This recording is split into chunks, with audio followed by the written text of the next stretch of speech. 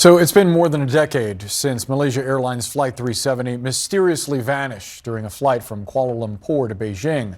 Tomorrow morning, an American marine robotics company is set to launch a new deep-sea search for the missing airliner.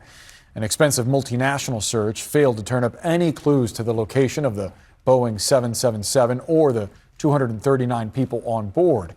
Apart from a few small debris fragments that washed ashore on the East African coast and Indian Ocean islands, no bodies or wreckage have ever been found.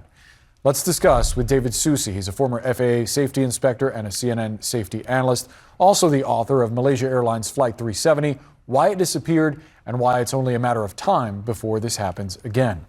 David, thanks as always for being with us. So 10 years on, what questions in your mind still remain? Well, one of the things on this search starting up again that struck me is what is actually different about this search compared to the other, and it's quite different actually. The first searches covered an area about the size of Florida. Now we're talking about the size of Connecticut. So you would think that a smaller search area would be less results.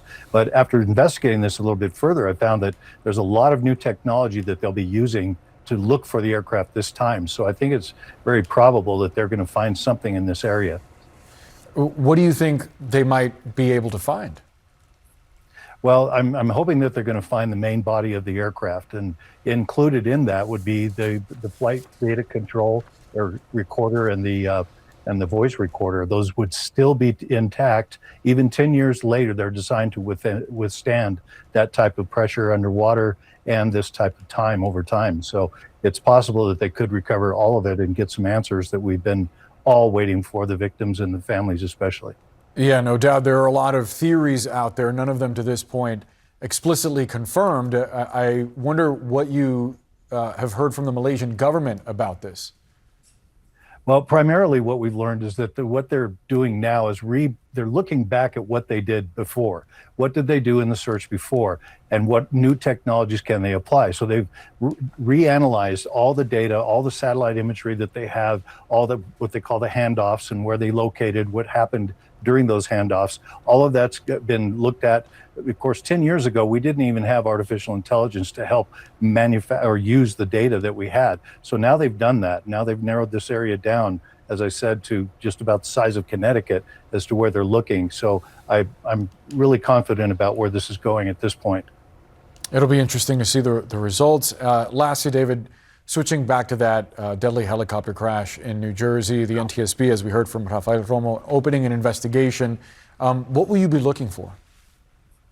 Well, I'm very familiar with the Hamilton area. I've spent a lot of time there.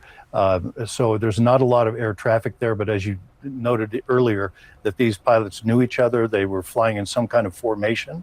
Now, that's something that you can do if you're experienced at doing that. But in this case, with those instrument helicopters, they are smaller helicopters. They're harder to keep on a straight path.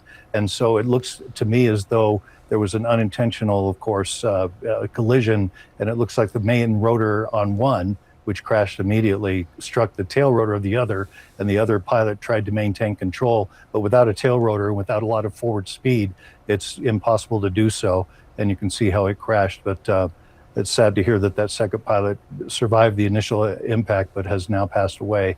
So I would be looking first at just the air traffic control, the satellite views or images of that area, which there are some, to see why they were flying that close together. But it seems as though it may have something to do with wind or other unplanned circumstances by those two experienced pilots. Yeah, it appears to have been a tragic accident. David Susi, thanks so much for the time. Thank you. Stay with CNN.